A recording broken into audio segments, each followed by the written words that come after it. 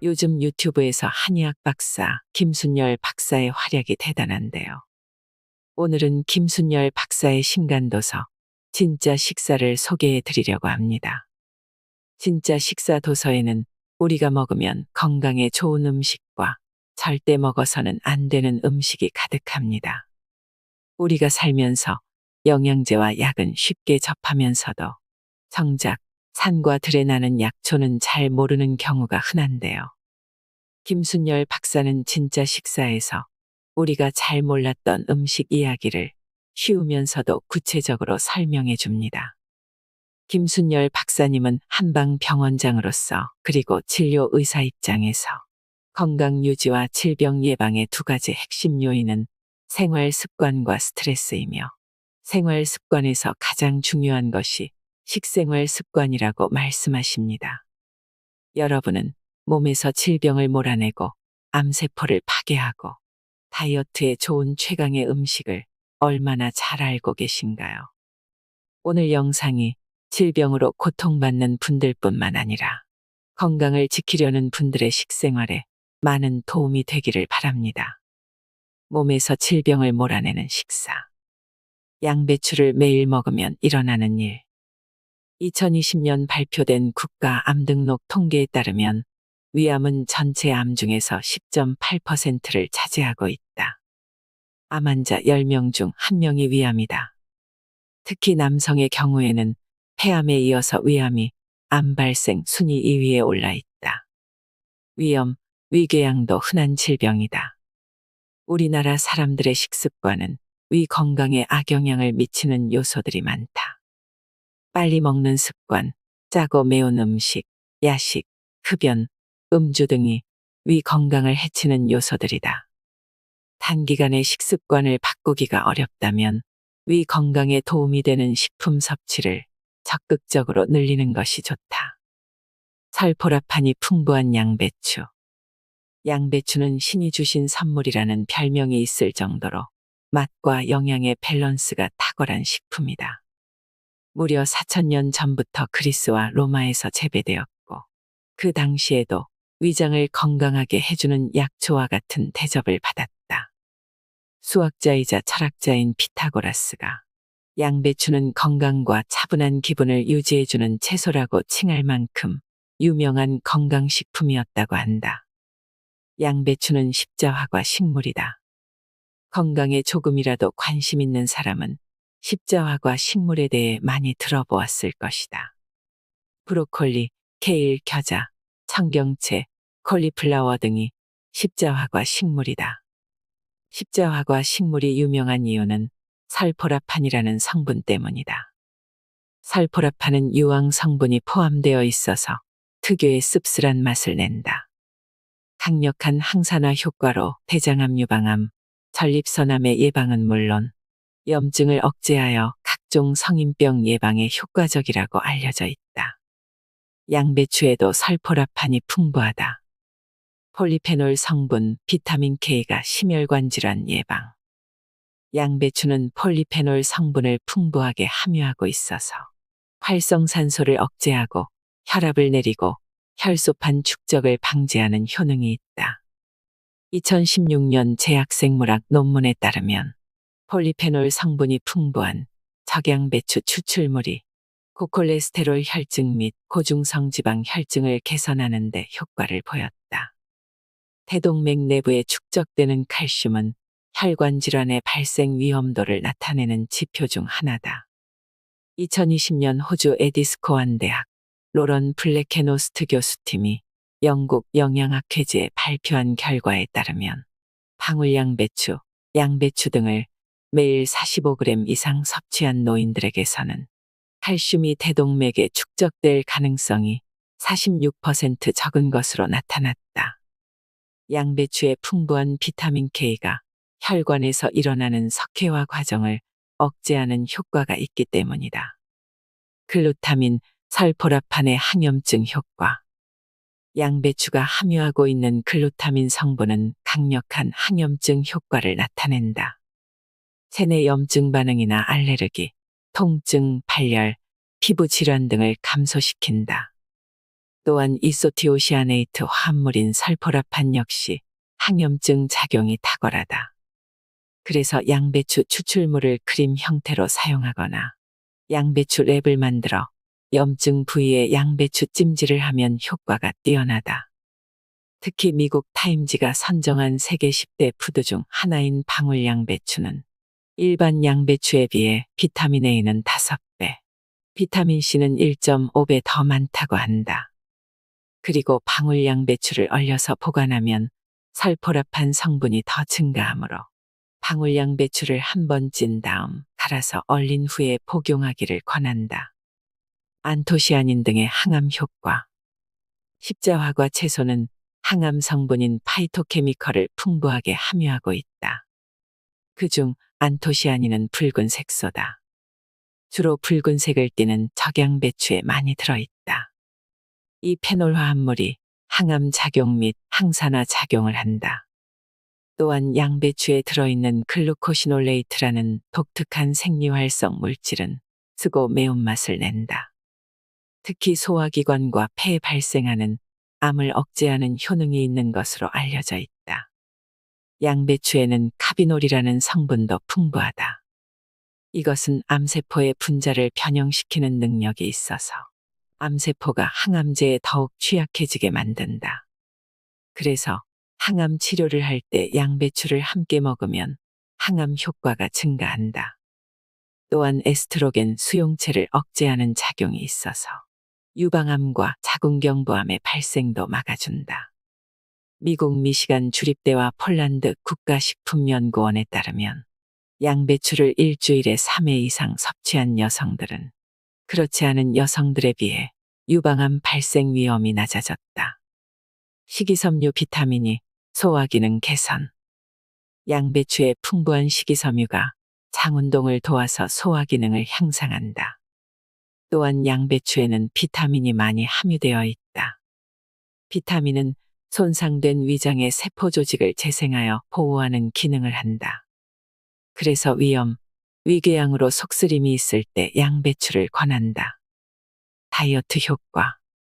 양배추는 식이섬유가 풍부하여 장운동을 촉진하고 소화 기능과 배변 활동을 돕는다. 풍부한 섬유질이 포만감을 주어 식욕 조절에 도움을 주기 때문에 다이어트에도 효과가 있다. 도쿄대학 의대 연구팀이 7,000명의 비만 환자를 대상으로 양배추 추출물을 섭취하도록 한 연구 결과 체중 감량 성공률이 무려 93%에 달했다고 한다. 양배추의 부작용. 효능이 많은 양배추라도 약간의 부작용이 있다. 양배추에 비타민 K가 혈액 응고 효과가 있어서 와파린이나 아스피린 같은 혈전 용해제를 복용하는 사람은 주의해야 한다. 갑상샘 질환이 있는 사람은 양배추의 글루코시놀레이트 성분이 요오드의 흡수를 방해하여 갑상샘 호르몬 생성이 감소할 수 있다. 또한 양배추는 고포드맵 식품으로 장내가스를 유발할 수 있으므로 과민성 대장증후군이 있는 사람은 주의해야 한다. 매일 달걀 3개를 먹으면 어떤 일이 벌어질까? 나이가 들수록 근육량이 감소하기 때문에 단백질이 더 많이 필요하다. 근육은 팔다리에만 붙어 있는 것이 아니라 우리 몸 구석구석에 근육이 있다. 위장, 소장, 대장도 평활근이라고 하는 근육이다. 혈관도 근육이다. 혈관이 수축하고 팽창해야 피가 돌기 때문이다. 또한 우리 몸의 기초단위인 세포도 내부의 세포 모양을 유지하기 위한 근육 비슷한 것들이 있다. 근육을 만드는 주원료는 단백질이다. 근육뿐만 아니라 성장 호르몬 같은 호르몬도 단백질로 만들어진다. 그래서 단백질이 중요하다. 단백질이 부족하면 벌어지는 일들. 사람의 단백질은 30세 이후부터 감소하기 시작하여 노년기에 이르면 더욱 급속도로 감소한다.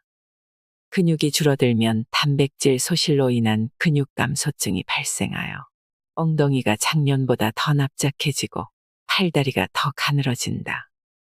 또한 면역력이 떨어지기 때문에 몸이 자주 아프고 쉽게 피로해진다. 우리 피 속에 들어있는 적혈구, 백혈구가 모두 단백질이 주원료이기 때문이다. 한편으로는 단백질이 체중 증가의 원인이 되기도 한다. 단백질은 탄수화물보다 소화나 흡수가 천천히 되기 때문에 혈당을 서서히 올려주고 포만감을 오래 유지한다. 그런데 단백질이 부족해지면 공복감을 자주 느끼고 식욕 조절이 어려워지면서 체중 증가를 유발할 수 있다. 혈액 속에 들어있는 단백질이 부족해지면 혈액 밖의 조직에 체액이 쌓인다. 그래서 부종이 발생한다. 간염이나 간경변으로 간에서 알부민이라는 단백질을 만들지 못하면 이런 부종이 생긴다. 또한 단백질이 부족하면 머리카락, 손톱, 피부에도 트러블이 일어난다. 피부의 탄력을 유지해주는 것이 콜라겐 단백질이다. 머리카락과 손톱은 케라틴 단백질로 구성되어 있다. 그래서 단백질이 부족해지면 피부가 윤기를 잃고 주름이 생기고 머리카락이 푸석푸석해지고 손톱이 갈라지거나 깨질 수 있다. 특히 50부터는 달걀 섭취로 단백질을 꾸준히 보충한다. 우리가 일상에서 단백질을 많이 먹는 것 같지만 실상은 그렇지 않다. 특히 노년으로 갈수록 단백질 섭취량이 감소한다. 국민 건강 통계를 보면 한국인의 총 단백질 섭취량은 청장년층이 0.54로 노인의 0.35보다는 높지만 미국의 0.77, 유럽의 0.55에서 0.73보다는 낮은 수치를 보이고 있다. 그래서 나이가 들수록 양질의 단백질을 섭취하는 것이 중요하다. 하지만 50대 이후 중장년층이 양질의 단백질을 섭취하는 일이 쉽지는 않다.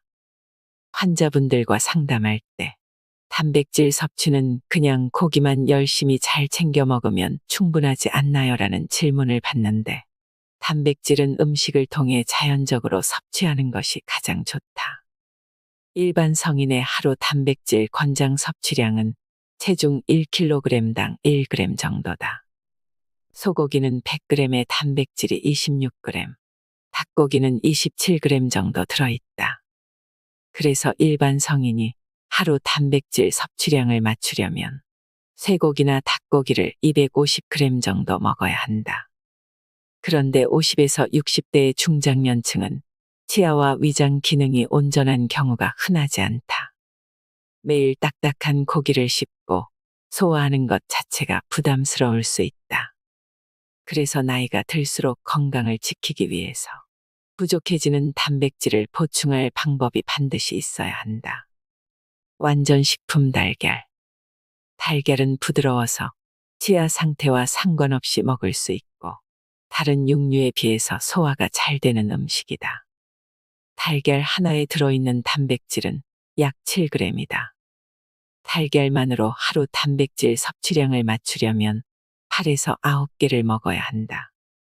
그런데 달걀만 먹고 살 수는 없으므로 하루에 필요한 단백질의 20% 정도만 달걀로 채우면 된다. 하루에 달걀 3개 정도가 적당하다. 달걀에는 근육 형성에 중요한 아미노산인 류신도 풍부하게 들어있다. 콜레스테롤 때문에 달걀 먹는 것을 두려워하는 사람들이 꽤 많다. 그러나 콜레스테롤은 세포막을 형성하는 필수 물질이다. 우리 몸이 유연하게 움직일 수 있는 것은 콜레스테롤이 모든 세포막에 포함되어 있기 때문이다. 만약 콜레스테롤이 부족하면 우리 몸이 뻣뻣해진다. 그만큼 콜레스테롤은 우리가 살아가는데 없어서는 안 되는 지질의 한 종류다. 달걀의 콜레스테롤은 위험하지 않다. 콜레스테롤이 함유된 식품은 달걀 말고도 많다. 그런데 달걀이 콜레스테롤 수치를 높여서 성인병을 일으키는 주범인 듯한 얘기는 왜 생긴 걸까? 그것은 달걀 하나에 들어있는 콜레스테롤의 양이 사람이 하루 섭취해야 할 콜레스테롤의 65%나 되기 때문이다. 즉, 콜레스테롤 양만 따진다면 달걀 하나를 먹었을 경우 콜레스테롤이든 다른 음식은 삼가야 하는 것이다. 그런데 놀랍게도 달걀은 콜레스테롤의 양이 많은 것과 동시에 콜린이라는 영양소를 다량 함유하고 있다. 미국 농무부의 푸드 데이터에 따르면 큰 달걀 하나에는 147mg의 콜린이 들어있다. 소의 간 다음으로 콜린이 풍부한 식품이다. 콜린은 나쁜 콜레스테롤을 간으로 옮겨서 제거하는 기능을 하고 좋은 콜레스테롤인 HDL을 높여준다. 그래서 달걀의 콜레스테롤은 콜린에 의해 자연스럽게 HDL로 전환된다. 따라서 중증 심혈관 질환이 있는 경우가 아니라면 일반적으로 하루 2에서 3개 정도의 달걀 섭취는 건강을 지키는 데 도움이 된다는 것이 학계의 정설이다. 콜레스테롤을 걱정하지 말고 달걀을 적당히 먹기를 권한다. 달걀의 효능, 면역력 상승 작용. 사람들이 면역력에 관심을 두면서 면역력 관련 제품들이 불티나게 팔리고 있다.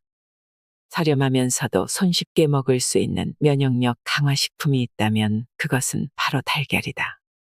달걀은 모유, 우유 등과 함께 완전식품이고 영양소의 보고다. 더 구체적으로 설명하자면 탄수화물과 비타민C, 섬유질 외에 대부분의 영양소를 품고 있다고 해도 과언이 아니다.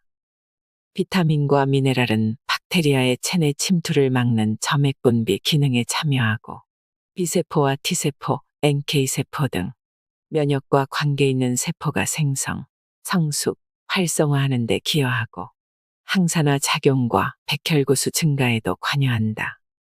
콜린, 인지질, DHA가 풍부하여 치매 예방. 단백질이 풍부하고 다양한 영양소가 골고루 들어있는 달걀을 아침 식사로 먹을 경우 포만감이 오래 유지되어 점심과 저녁 때 폭식을 막아준다. 그래서 다이어트하는 사람들은 달걀을 최애 식품이라고 한다. 달걀에는 신경조직을 만드는 인지질이 풍부하다. 특히 콜린은 신경 전달 물질인 아세틸콜린을 활성화하여 기억력과 근육 조절 능력을 높인다. 그래서 아이들이 달걀을 꾸준히 섭취하면 두뇌 발달에 도움이 되고 연세 많으신 분들은 노인성 치매 예방 효과를 볼 수 있다. 달걀 하나에는 하루에 필요한 콜린의 35%가 들어있고 거기다 콜린과 결합하여 뇌세포막을 구성하는 DHA도 하루 섭취량의 25%나 포함되어 있다. 두뇌에 좋은 DHA 섭취를 위해 굳이 등푸른 생선을 먹지 않아도 될 만큼 충분한 양이다. 눈 건강, 골다공증의 효과. 컴퓨터, 스마트폰을 많이 사용하는 현대인에게 눈 건강을 챙기는 것은 필수다. 달걀 노른자에는 황반변성 개선, 블루라이트를 방어하는 루테인과 황반 중심부 방어에 도움을 주는 지아잔틴이 들어있어서 망막의 염증과 노화를 방지한다. 또한 비타민 A는 야간 시력 개선과 안구 건조 개선에 효과가 있다. 우리나라는 고령화 사회를 넘어 초고령화 사회로 진입하고 있다. 그만큼 노인들의 뼈 건강이 중요한데 달걀에는 뼈 건강과 뼈 성장에 꼭 필요한 영양소가 상당량 들어있다. 꾸준히 운동과 함께 달걀 섭취를 하면 골다공증과 뼈 건강을 지키는 데 최고다. 탈모 예방, 혈전 생성 억제. 모발의 주성분은 단백질이다. 풍부한 단백질 공급원인 달걀이 모발 건강에 좋을 수밖에 없다. 게다가 달걀 노른자에는 비오틴이 풍부하다. 비오틴이 모발과 두피에 풍부한 영양을 공급하여 탈모를 예방한다. 그리고 달걀을 꾸준히 섭취하면 혈전 생성 억제 효과도 볼 수 있다. 영국 의학저널에 따르면 하루에 달걀을 하나씩 꾸준히 섭취하면 심혈관, 뇌졸중 위험률 18%, 심근경색 위험률 28%를 감소시킨다고 한다. 미국 심장학회의 지침에 따르면 하루 6개 미만의 달걀을 섭취하는 것이 좋다. 기저질환이 있더라도 하루 2개 정도 섭취는 문제가 되지 않는다. 삶은 달걀이 영양적으로 가장 우수하다. 값이 저렴하고 영양가도 만점인 달걀을 어떻게 조리해서 먹는 것이 좋을까? 소화 흡수가 가장 잘 되는 것은 삶은 달걀이다. 그 다음이 달걀 프라이, 달걀 스크럼블, 달걀찜 순이다. 비타민 손실이 가장 적은 조리법은 역시 삶은 달걀이다. 구운 달걀은 조리 시간이 긴 만큼 영양 손실도 크다. 또 프라이를 할 때는 가급적 식용유를 적게 사용하는 것이 좋다. 상추를 매일 먹으면 무슨 일이 생길까? 인간관계, 애정, 금전 문제 등으로 소갈이하면 잠이 오지 않는다. 이것은 자율신경의 이상 때문이다. 스트레스를 심하게 받으면 자율신경 중에 교감신경이 과흥분하고 뇌신경이 과열된다. 심장이 두근거리기도 하고 몸에 물이 말라서 입마름증, 안구건조증도 오고 깊은 잠을 못 잔다. 상추는 한국인의 소울푸드. 뇌의 힘을 뇌력이라고 한다. 어린아이들은 뇌의 힘이 강력하다. 그래서 머리를 베개에 붙이기만 하면 잠이 든다. 그런데 나이 들면 근육의 힘만 빠지는 것이 아니라 뇌의 힘도 약해져서 불면증으로 고생한다. 각성 상태에서 수면 상태로 뇌의 상태가 전환되는데 많은 에너지가 필요하기 때문이다. 젊은 사람들의 불면증은 대개 스트레스와 관계가 깊다. 수면에 도움이 되는 음식 중에 대표적인 것이 상추다. 고려시대에는 천금을 주어야 얻을 수 있는 채소라 해서 상추를 천금채라고 불렀다. 조선시대에는 상추가 대중화되면서 신분의 귀천을 가리지 않고 모두 상추쌈을 즐겼다. 요즘도 집 앞마당이나 베란다에 상추를 심어 먹는 사람들이 많다. 상추는 한국인의 소울푸드 중 하나인 것 같다. 상추의 건강상 이점. 피로 개선 효과. 상추에는 비타민 B군이 풍부하게 들어있어서 피로 회복에 도움이 된다.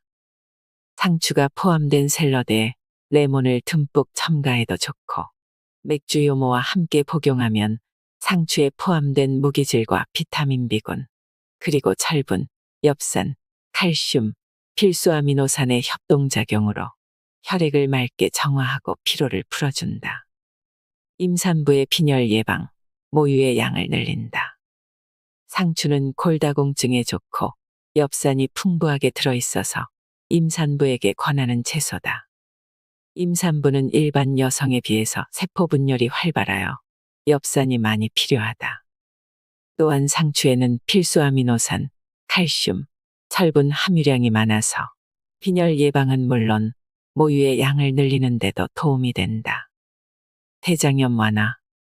상추는 대장의 염증을 낮추는 데도 큰 도움이 된다. 엽산이 대장의 염증을 완화하는 역할을 하기 때문이다. 상추 속에 풍부한 비타민 K, 루테인, 엽산이 함께 작용해서 대장의 염증뿐만 아니라 대장암을 예방하는 효과까지 발휘한다.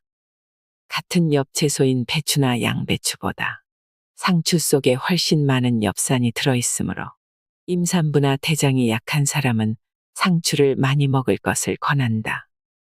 불면증 완화. 상추의 잎줄기에서 락투카리움이라는 성분이 나오는데 이 성분은 신경안정 작용을 하여 스트레스와 통증, 불면증을 완화하는 데 도움을 준다.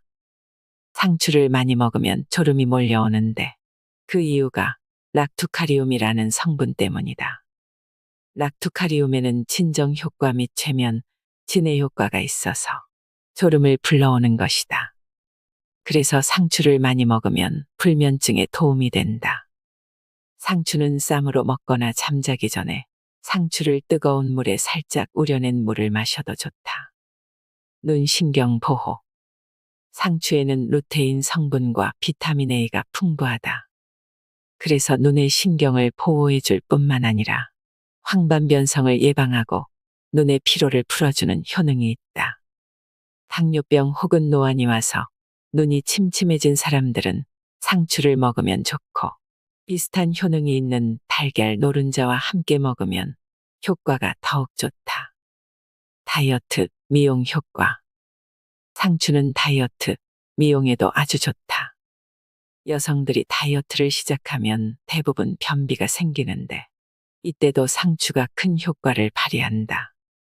상추에는 섬유질이 풍부할 뿐만 아니라 상추의 성분 95% 정도가 수분으로 되어 있어서 변이 딱딱하게 굳어지는 것을 막아주고 변의 양도 늘려준다. 그래서 변비 해소 효과는 물론 장내 환경 개선에도 큰 도움이 된다. 식이섬유가 유산균을 길러주는 역할도 한다. 피부 건강 개선. 상추에는 풍부한 수분뿐만 아니라 비타민 A씨가 다량 함유되어 있다. 수분과 비타민 A는 세포 재생을 도와서 거칠어진 피부를 회복하는 데 중요한 영양분이다. 비타민 C는 뛰어난 항산화 작용으로 노화를 촉진하는 활성산소를 제거한다. 수분이 피부의 건조를 막아주고 비타민 A가 피부세포의 재생을 돕고 비타민 C가 피부의 산화를 방지하는 것이다. 상추를 많이 먹고 윤기 있고 탄력 있는 피부 만들기를 권한다. 수면 장애와 운동. 잠을 깊이 자기 위해서는 운동을 하여 몸을 힘들게 해주어야 한다. 그래야 혈액순환이 되고 뇌신경이 수면 상태로 전환될 수 있다. 반신욕도 수면 장애에 도움이 된다. 반신욕은 그 어떤 약물보다 혈액순환을 더 많이 활성화한다. 반신욕을 2, 3일에 한 번씩만 해주어도 효과가 있다. 잠자기 전에 폼롤러를 이용해 체조하는 것도 추천한다. 잠이 잘 오지 않으면 척추 마사지를 해보기를 권한다. 폼롤러 사용 방법은 유튜브, 네이버, 구글에 검색하면 많이 나온다. 천연 발효식초를 하루 3잔씩 마시면 성인병을 치료한다. 우리 속담에 내 몸이 1000냥이면 간이 900냥이라는 말이 있다. 원래는 간이 아니라 눈이 900냥인데 한방에서는 눈이 간과 밀접하게 연결되어 있다고 보기 때문이다. 그만큼 간은 건강을 좌우하는 중요한 장기다. 간은 우리 몸에서 500가지가 넘는 일을 처리한다. 우리 몸에 흡수된 영양분을 가공하고 처리하고 저장하고 해로운 물질과 독소를 해독하는 간을 인체의 화학공장 또는 청소부라고 부른다. 식초는 유기산 중 하나인 초산이 주성분이다. 한의학에서 오미 즉 5가지 맛과 장기의 궁합을 말할 때 신맛은 간과 연결된다. 그런 점에서 식초는 간의 건강과 직결되어 있다. 식초는 현대인의 최고 관심거리 중 하나인 다이어트는 물론 여러 가지 질병, 특히 다양한 성인병 예방과 치료에 큰 도움을 주는 식품이다. 식초의 원료는 당분인데 그만큼 식초가 될 수 있는 재료가 흔하다는 것이다. 전 세계적으로 약 4,000가지 이상의 식초가 만들어지고 있다. 산성물질에는 광물계에서 얻어지는 무기산과 동식물계에서 얻어지는 유기산이 있다. 무기산은 인체에 해로운 독극물에 가까워서 식품이 될 수 없다. 반면에 유기산은 각종 아미노산, 구연산, 사과산, 호박산, 주석산 등 60여 가지가 넘는다. 유기물인 당분을 원료로 만들어지는 식초는 유기산 중 하나인 초산이 주성분이다. 초산의 주요 기능은 살균, 해독, 분해, 보존으로서 이러한 초산의 기능이 간의 주요 기능과 대부분 겹친다. 그래서 식초를 꾸준히 먹으면 간이 해야 할 일을 많이 덜어줄 수 있다. 식초가 성인병에 미치는 영향. 간 기능 개선. 식초는 간 건강에 좋은 음식이다.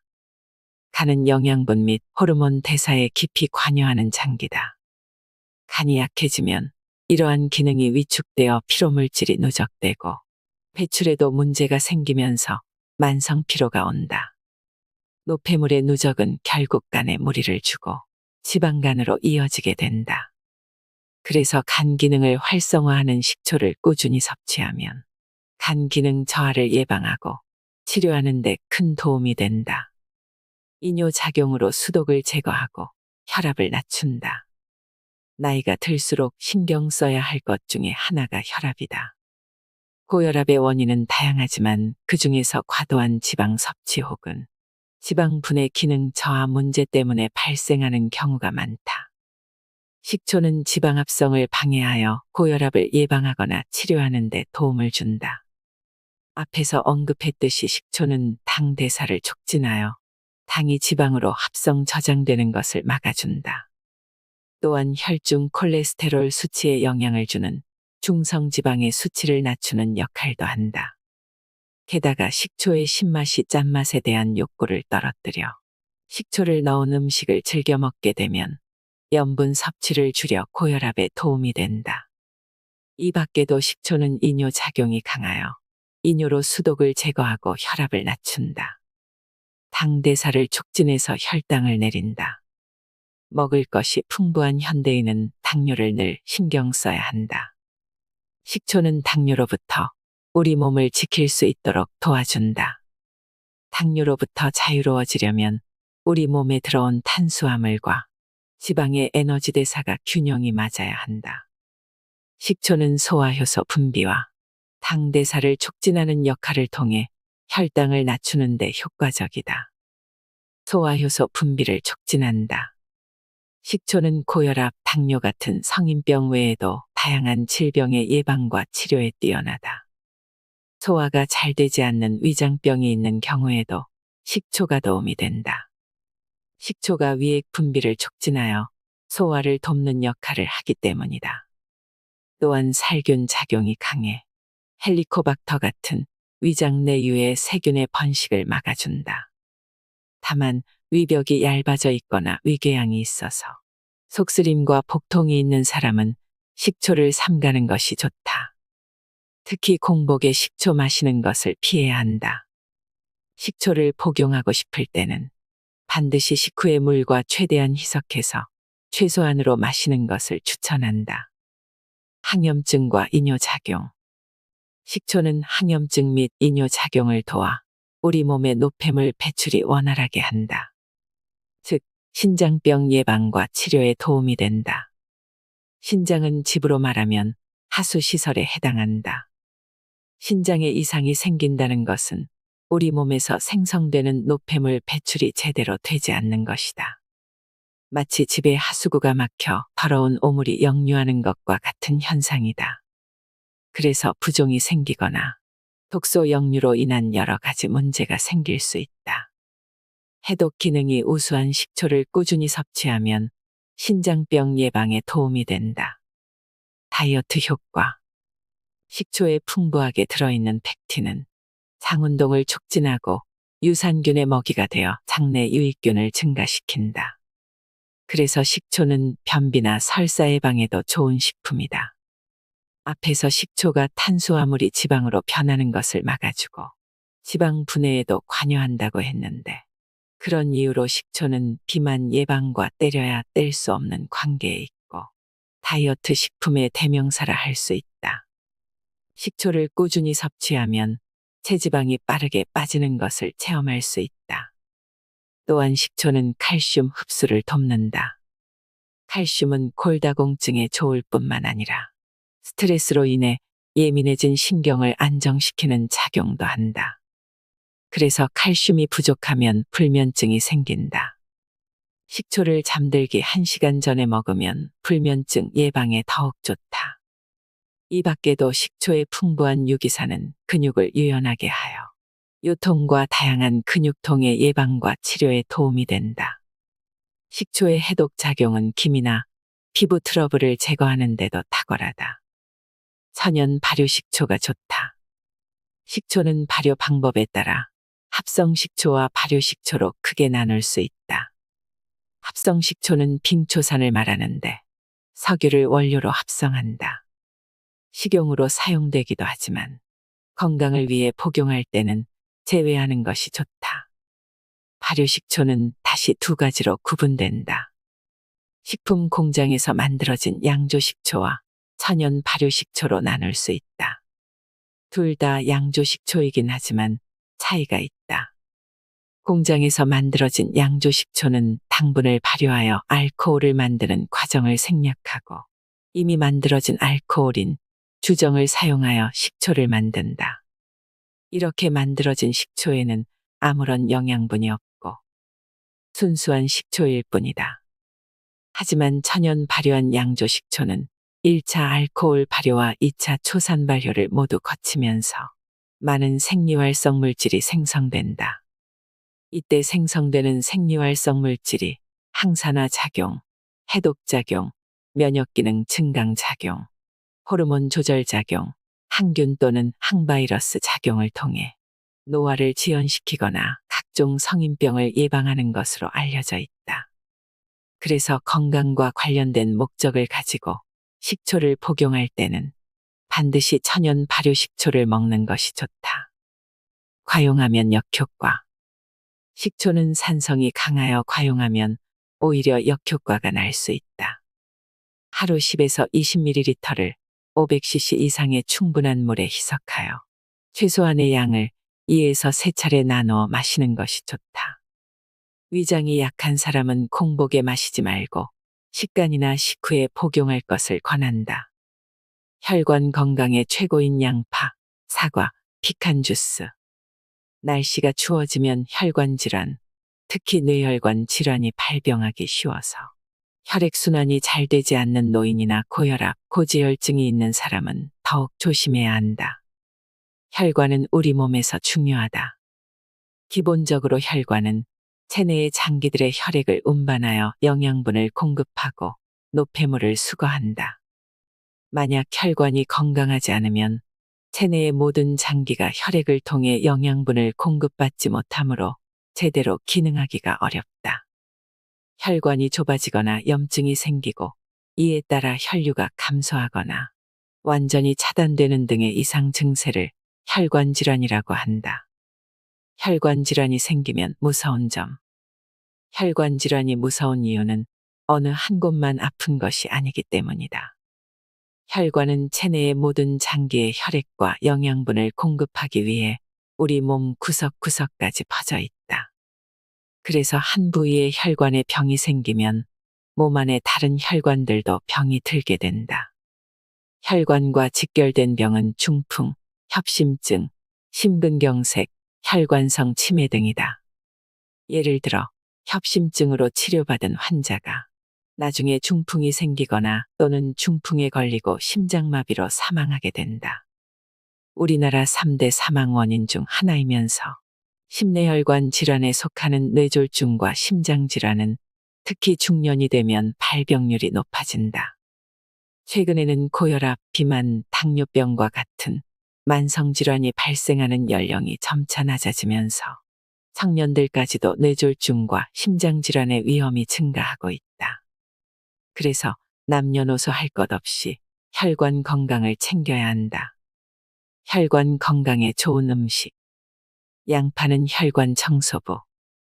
양파는 혈관 청소부라고 불릴 정도로 혈액 건강에 좋은 성분이 포함되어 있다. 양파에 함유된 퀘르세틴은 혈관벽의 손상을 막을 뿐만 아니라 나쁜 콜레스테롤인 LDL의 농도와 혈압을 낮춘다. 퀘르세틴은 양파 껍질에 많이 들어있다. 또한 양파의 매운맛을 내는 유아알일은 혈관을 확장하는 데 도움을 준다. 양파를 까다 보면 눈물이 절로 나게 되는데 이렇게 양파의 매운맛을 내는 성분이 유아알일 성분이다. 유아알일은 양파에만 있는 것이 아니라 마늘에도 들어있다. 유아알일은 특히 혈액순환을 도와서 심혈관 질환에 큰 도움이 된다. 유아알일은 휘발성이 강하여 열을 가하면 대부분 사라진다. 그래서 양파와 마늘을 익히면 매운맛이 사라지는 것이다. 양파는 콜레스테롤 수치를 떨어뜨리는 효과가 크고 혈관을 확장하기 때문에 고혈압에도 좋다. 혈관을 확장하고 콜레스테롤 수치를 낮추면 혈액이 맑아지고 혈관이 튼튼해진다. 양파는 생양파를 먹는 것이 가장 좋지만 영양 성분이 열에 강하기 때문에 끓이거나 튀겨도 영양분의 손실이 크지 않다. 퀘르세틴은 열에 강하고 유아알일은 열에 약한 특성이 있다. 동맥 경화를 예방하는 사과. 사과는 아침에 먹으면 금사과, 저녁에 먹으면 독사과라고 한다. 하지만 이것은 사실이 아니다. 사과는 저녁에 먹어도 몸에 좋고 저녁에 먹은 사과는 장을 청소하는 역할을 하여 아침에 쾌변을 보게 해준다. 그래서 필자는 저녁에 먹는 사과를 장을 청소하는 똥사과라고 부른다. 장이 좀 약한 사람의 경우에는 저녁에 사과를 먹고 아침에 변을 보면 변이 묽어지거나 변의 사과가 그대로 나온다고 하소연하는데 이것도 꼭 나쁜 것은 아니다. 사과에는 다량의 식이섬유가 함유되어 있어서 소화 흡수가 되지 않는다. 장이 튼튼한 사람은 대변에 섞여서 덩어리로 나오기 때문에 문제가 없다. 그러나 장이 약한 사람은 대부분 변이 풀어져서 나오기 때문에 사과가 소화되지 않은 상태 그대로 변으로 나온 것을 보게 되는 것이다. 이렇게 소화되지 않는 사과 알갱이가 장을 청소한다. 사과에 들어있는 식이섬유를 펙틴이라고 한다. 펙틴은 혈관에 쌓인 악성 콜레스테롤의 배설을 촉진하고 칼륨이 풍부해서 급격한 혈압 상승을 막는다. 혈관이 딱딱해지고 좁아지는 동맥경화 예방에도 도움이 된다. 또한 사과에 들어있는 클로로겐산 성분이 콜레스테롤을 줄여준다. 사과는 다이어트에도 좋은 음식이다. 브라질 리우데자네이로 주립대학 연구팀에 따르면 과체중의 여성을 대상으로 매일 사과 300g을 섭취시켰더니 과일 대신 다른 음식을 먹은 사람들보다 체중 감소가 더 많았다고 한다. 영국 킹스대학과 사우스햄튼 대학교의 연구에 따르면 일주일에 적어도 2개 정도의 사과를 먹은 사람은 그렇지 않은 사람보다 천식 발생 위험이 약 22에서 23% 낮아졌다. 사과에는 호흡기 질환을 감소시키고 폐 기능을 강화하는 효능이 있다. 견과류의 여왕 피칸. 피칸 파이를 만들 때 재료가 되는 피칸은 호두와 비슷하게 생겼다. 피칸은 견과류의 여왕이라고 불리며 불포화 지방산이 풍부해서 동맥경화증을 예방한다. 비타민이와 섬유질도 풍부해서 뇌세포를 활성화하고 혈중 콜레스테롤 수치를 낮춘다. 피칸은 풍부한 칼륨 덕분에 체내에 쌓인 나트륨 배출을 도와준다. 피칸 속에는 뇌신경 발달에 중요한 엽산이 풍부하다. 호두보다 2배나 많다. 어린아이들의 두뇌 발달에 좋은 비타민 B군의 함량도 높다. 그래서 뇌신경을 안정시키고 집중력을 향상하는 데 도움이 된다. 또한 피칸은 면역력 강화에도 도움이 되는데 그 이유는 아연이 풍부하기 때문이다. 그래서 피로 개선과 인체 전반의 대사작용을 개선하는 효능이 있다. 양파, 사과, 피칸 주스 만드는 법. 양파 100g, 사과 50g, 피칸 25g, 그리고 물 250ml를 준비한다. 양파와 사과를 깨끗하게 씻어서 잘게 자른다. 사과는 껍질째 준비해도 무방하다. 피칸도 흐르는 물에 깨끗하게 씻는다. 이 재료들을 모두 믹서에 넣어 잘게 갈아준다. 그러면 양파, 사과, 피칸 주스 완성이다. 이 주스를 하루에 한 컵씩 7일 동안 마셔보면 몸이 변하는 것을 느낄 수 있다. 단, 너무 늦은 밤이나 아침 공복에 마시는 것은 피하자. 속이 쓰리거나 소화장애가 생길 수도 있기 때문이다. 일주일 복용하고 몸에 무리가 없으면 계속 마시면 된다.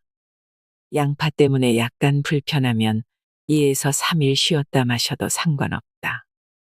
양파의 매운맛, 사과의 달달한 맛, 피칸의 고소한 맛이 입맛에 딱 들어맞을 것이다. 김순열 박사의 저서 진짜 식사를 읽은 뒤의 느낌을 한마디로 정리하면 각 가정에 한 권씩 두고 읽어야 하는 한글 동의보감이 업그레이드된 필수 건강서적이라는 생각이 들었습니다. 이 책에는 우리가 매일 먹는 음식에 관한 이야기가 담겨 있습니다. 평소 유튜브 김순열 TV를 즐겨보셨던 분들이라면 참 반가운 책이 아닐까 합니다. 사람에게는 먹는 것이 가장 중요합니다.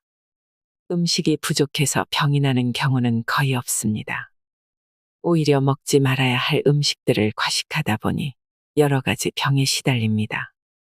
음식은 조금씩 천천히 나누어서 먹고 자연 그대로 먹는 것이 가장 좋습니다. 매일매일 먹는 음식이 우리 몸의 일부가 된다는 사실을 꼭 기억하세요. 이상으로 인생의 품격이었습니다. 하루하루 당신의 품격이 더 빛나길 바랍니다.